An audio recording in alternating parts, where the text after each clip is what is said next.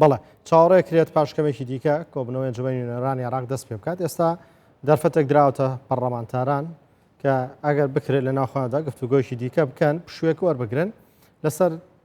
پەندێ پرسی سەرەتایی مادەی 15 ڕێ بکەون دواتر بچنەوەڵی پەرلەمانی عێراق بۆ ئەوەی کۆی پرۆژە یاسایی مادەی 15 پەسەند بکەن دواتر کۆی پرۆژە یاسایی بودجە بخەنە دەنگدانەوە هەرم شۆ پەسەندی کەن بۆ پێیکە وەکو هاوکارمان فەمی باسی کە سبەی 85 پەرلەمانتاری عێراق بە مەبەستی ئەنجامدانی فەرێزەی حەج گەشتەکەن بۆیە دەبێت ئەم شەو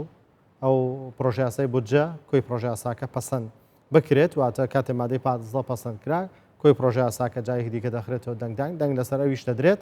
بۆی تەواوی پەسەند بکرێت چاوەڕێ دەکرێت هەندێک مادەش زیاد بکرێن دواتر بەڵام ئێستا گفتوگۆی سەرەکی و چاوی سەرەکی لەسەر مادەی 15ەیە کە پەسەند بکرێت. بەڵێ ئەگە میوانێکی دیکەمان هەیە سەبارەت بە کۆبنەوەی پەرلەمانی عێراق دکتۆر خەلیل غازی ئەندامی لیژنەی دارایی ڕاستەوخۆ لە بەغداوە لەگەڵماندایە. بەڕێز دکتۆر خەلیل غازی سڵاوتان لێبێتۆم کاتتان باش. ئێوە بۆ چونتان هەیە کە ئەم شەو تەواوی پرۆژە یاسای بودجە پەسەند بکرێت؟ سڵاو کاتتان باش. ڕاستی لە چ بابەت نینە لە عێراقی تو بێژی دێ تشەی پێشبینی بکەی کادێ خلاص بیت یان نە لێ ئەم پیوینە چکو بابەت زۆر نەماینە بەس ناکۆکی زۆر هەنە سەر هەندێک بابەت تاب تایبەت مادێ 15 و 16 و 17 ناکۆکیت هێن ناوبەینا لایەنی شیعی و سنی ji ber hindî jî nûke wekû îstîrahe kiriye de heta ku bişên danistandina bikin û bigehne sîxeka dumahiyê bo van madde. بەڵێ ئێستا سەرۆکاتی پەرلەمان بۆ بڕێت دەست ناکات بە دەستپێکردنەوەی کۆبنەوە کە بۆ بڕیار نادا پەرلەمانتاران بگەڕێنەوە هۆڵی کۆبنەوە لەوێ هەندێک گفتوگۆی دیکە بکەن و دواتە بڕیار بن بە پەسەندکردنی مادەی 15.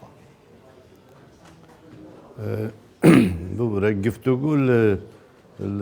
هۆڵە مەجلیسێ نایەتەکرێن گفتوگو جدا لە هۆڵت دەف سەرۆکێ پەرلەمانیان ژی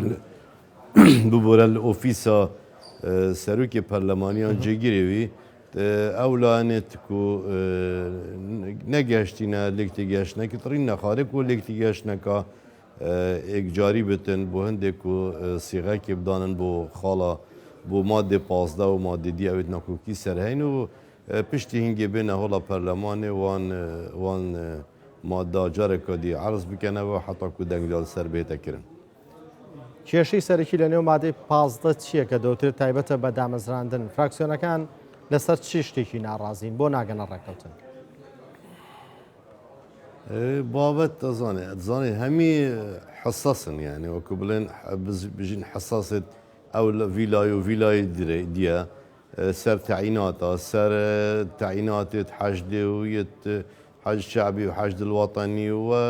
gelekî dîne hemiya jî herêkî pişkaxwe jê dibêtin herêkî dibêtin deverayî pitir destxwe vebînitin û ji bilî ku ew damezrandinê diyet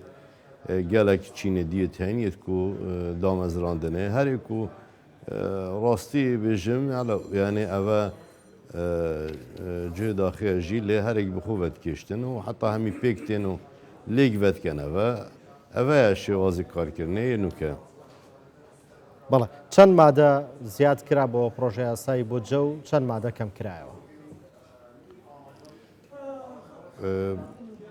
دوو مادە بزان دوو مادەیەت کێم کرین یەت حەزب بوون دوو حتا سێ دیسان سێ مادێ دیەت هاتینە ئیزافەکردن girê dayî bûcê encûmenê nûênare bûcê mehkema îtîhadî bûcê meclis qedayê wê hatîne îzafekirin hinde madê dî jî hatîne jêbirin û hindekî hatîne şînavana yan jî gelek madde jî hatîne razdivekirin و نزیکی سێ مادە jî ekcariyê hatîne hezifkirin. بەڵێ پێشنیازی پاشەکەوت چی لێ هات چاوەڕێکرێ ببێتە مادە یاخود ئاستەنگ لە بەردەمی هەیە؟ والله ئەم نوکەلۆبی بوتکەین بەلکو هەواڵە و ژمارەکە باشیە پەرلەمانتارە ئەم کومکەین لوبی بۆ هەندێتکەن و بشێن دەنگی تواو دەستخوا بینین پێشنیارێ me حازرە پێشنیار بارە پتر لایەنین کوردستانی سەر کۆکن تایبەت پارتی دموکرات کردستان اوجی بو هندی کو ام ریکا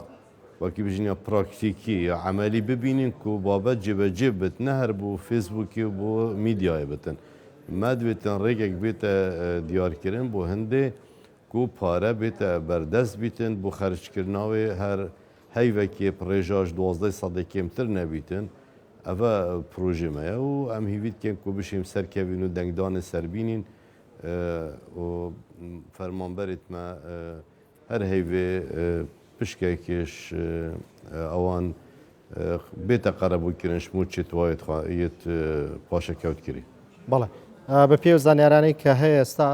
سەرۆکی پەرلەمانی عراق لەگەڵ سەرۆکی لیژنەی دارایی لە کۆبوونەوەن هەمان جێم کۆبوونەوەی چی زانیارێکتان هەیە لەبارەی ناوەڕۆکی کۆبوونەوەکە هەمی سەر تایبەت خاڵ مادێ پازدەیە ئەوی گرێدای وەکومە گوتی دامەزراندنێ و چەندین جۆرên دامەزراندنێت هەین وەکی وتی یەت لەشکەری یەت ناوخۆ یەت حەشدێ یەت حەشدە وەتانی یەت سەحەواتە و بهێنە جێگیرکردن و دیسان یەت چەندی چینی دیێت فەرمانبەرای جودا جودا بەڵێ لەو گفتوگۆ و لۆبیانەی کە کردوتانە بۆ ئەوەی پێشنیازی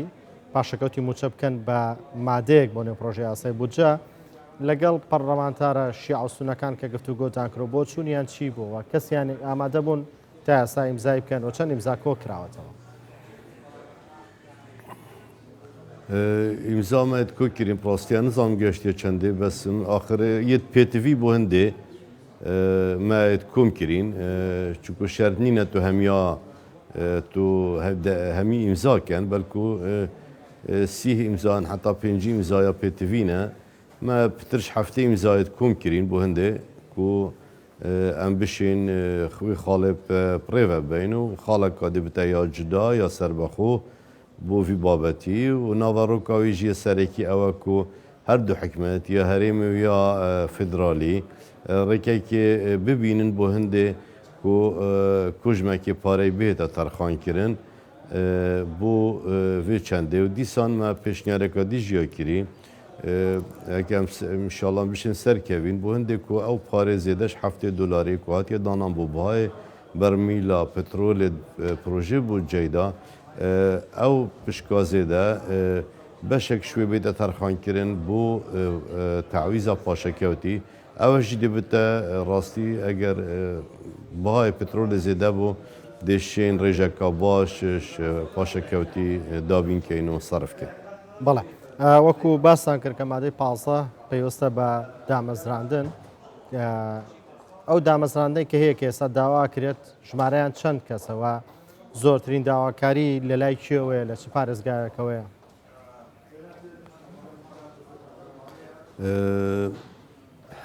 هەمی لایەن مەژیت هەین ئەمژی شتەوان توێ نەبووێ چەندێش بەرک و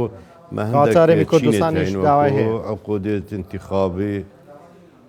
بەێ بەێ وەکو عقودێت انتخابی وەکو دەهێت یەکەمین ئەو بڵێن هەرسێکێت ئێکەمێت سەر بەشێت زانستی مەدوێت جێگیر ببن تێدا وەکو میلاک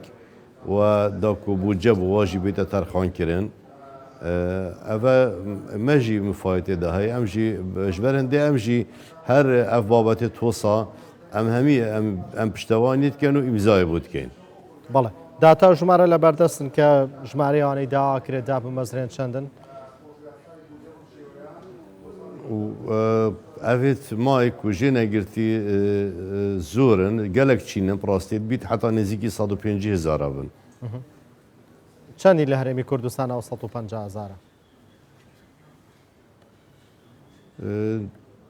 عقودێت انتخابی نزیکی 3000 ما حرس حدودت هەین ما نزیکی 10,800 ما ئێکەمینێت هەین یەکی و دوێسیەمەیت هەین ما gelek ما ئەvە شکلێکی سەرەکی ئەڤەنە yani dibine nêzîkî 15 heta 16,000 ve jî jmareka baş e nisbet eqodêt intixabî ew dê bûcewê ser û yê heres hidûda dê ser bûcê federalî bitin بس يدي أبت إيكم ودوام السياجر هاتنا دابين كرن أو دي بوجا ش هرمي بيتن ش بوجا هرمي بيتن وتبيا بو تمويل أو ديسا حسابو بيتا كرن سر بوجا قشتي عراقي بەڵێ بڕیارە لەیەکی کانونی دووەم پرۆژه یاسای بودجە بۆ یاسا بودجەکە خەرج بکرێت لەیەکی کانونی دووەمەوە پشت هەرێمی کوردستان بە چ پرەنسیبەک و بە چ شێوازەیەک خەرجەکرێت بو او هيفت بريكو نفط بيتا راوستاندن تصديرها بيتا راوستاندن او دي مقاصها بيتن وكنت بيجن دي تصفية حساباتها من بوهندي كان دهاتي وبشكا يعني بشكا هرمت بوجي 23 دا چنده دي او مقاصها تكرن وديسان اگرش او فترة او كو نفط لهاتي راوستاندن برهمي و تصدیر آوه او ده بودجه بشکل که درست صداصد ده تورگرتن بەڵێ ئێستا ئەگەر بودجەکە پەسەند بکریام شەو ئەو کۆوتری لەیەکی کانونی دووەمەوە کار بە خەرجکردنیە کرێ مانگانە چەندێک پارە دێت بۆ هەرێمی کوردستان وە نمونە لە مانگی ڕابردوو 800 ملیار هاتووەتە هەرێمی کوردستان لەلایەن حکوومەتی عراقەوە لە مانگەکانی داهاتوە چۆن سەرفەکرێت چەندێک پارە دێت بۆ هەرێمی کوردستان ما هيفانا 9 تريليون و 300 مليار ما هي وك موتشت فرمان برا ما تريليونك و 300 هي بو رعاية اجتماعية ومتقاعدة ما كوجماكي هي درستي او جمال الهزرة منينا بو مستلزمات البيجنسي لعي خدمي دي سامر رأس مالي نزيكي 3 تريليون هي يعني حميد بيتا نزيكي 15 تريليون بشتي دي تريليون كوني في تكاليف نقل نفطنا اوش جريداينا يت هنده وكو اگر نفط كادي چاوا چيتو دي چاوا تصدير بتن او دي هكي هادو تصدير بو كلفاوي نقل دي تدان دي سان ما تريليون كو 350 هين سر بوجا حاكمه او دل كلوبلا بجوي نورگتن نكو پاره دهتن وكو پاره بطاقه تاميني پاره درمانا پاره اف جورية انتخابات شت يعني بورن افد نفقات حاكمية دي همي دي سان ما 228 مليار حيوان ما يتهين بو صالح خري بو بيشمرجي وكي موچا بو 20000 بيشمرجا افد حساب قال هيزن حشكية عراقي بو 20000 بيشمرجا موچه وای سال 228 مليار ديسان 6 مليار بو 7 مليار بو مستلزمات السلعية ديسان 7 مليار جيبو مستلزمات رأس مالي أبد هنا كرين ديسان لوا بيزي دشتا سر حكمة فدرالي دي بو جيوش تساكو صالي نزكي 6 مليارانا أبد همي بنا وكو بشكا هريما كردستاني سرجمه و دهندك زيده ودي صنمه هي بابت تنمية أقاليم حتى أنك 276 مليار لأز بيجم دي جوهرين اللي تشبن مناقلة دي تشبن بوفي أفا زيده بو دي نزيكي دي بنا نزيكي 500 مليار أجا دي فيا بلان دانا بوهندكو سرجم ببيتا 4 تريليون يعني حتى 5 تريليون دينار بو تنمية أقاليم بەڵێ کەوا بێدەسان مانگانە کۆی گشتی شەنێک بە تێکرا بە هەمووی ئەوەی کە ئێستا باست کرد تێکڕای يعني مانگانە چەندێک ببتا يعني بتا ام تبي حسابنا كين باري برهمينانا نفطي ويا نقلتشكو او سيادية او ده تصرف كرن بس يكو مباشر جريداي خلقي هرما كردستاني وفرمان بريت وتنمية وبروجيت وبرهنانه دي نزكي هفدا حتى 18 تريليون بيتن بەڵێ قالنا فقط حاكمة طبعا ئەوە لە ساڵێک داوایە بله بله بەڵێ کەوا بێت مانگانە دەتوانین بڵین مانگانا مقابل ما قلتي همي تقريبا بله بله نا جاءوا باره همي نايت اكثر وكنت بيجين باره تريليونك و 350 نفقات حاكمة ودي جبرين تريليونك و 300 حتى 400 يعني افاجي جريدا بهنديكا فعلي چند تصرف كرن چونكو پشکا هر پارێزگایەکیان هەر هەرێمێکا فدرالی نفقات ئینفاقا فعلی وەیە و هیویت کێن کو ئەف کوژمە هەمی بێتە سەرفکردن و دیسان پارێ پترۆ دۆلاری ژیە تێدا هەیە ئەوە مەژبیر کرد ببورن ئەو ژی دوتر یعنی پارێ 500 بەهای نفتê ئەو یەتێتە فرۆتن دێتە تەرخوانکردن بۆ هەندێک دیسا ئەو ژی بۆ پرۆژێت استیسماری و خەدەمی. بەڵێ بەڵێ کەوا بێت ئێستا لە دوایەوە کە نەوتی هەرێمی کوردستان ڕاگیراوە ئەو فەرقەی لە ناردنی پارەکانی ڕابردووە و ئەوەی کە لە بورجە هەیە ئەوە چۆن خەرجەکرێت چ میکانیزمێکی بۆ گیراوەتە بەر ئەو فترە هاتیە ڕاگرتن بودجە وەکی خۆوەکی مەگوتی دەهێتن ئەوە مەگوتی ساڵانە ئەوێ 9 تریلیۆن 300 عدومایچکە ئەوێت پشکە هەرێمی وەکو یا دەستنیشانکرید بودجە دەدێت بەس ئەو وەختێ بەری نافتە پڕاوەستیت ئەوی وەختی دێ مەقاسایەتەکردن حکومەتە هەرێمی چەند فروتیە چەندێ چۆیە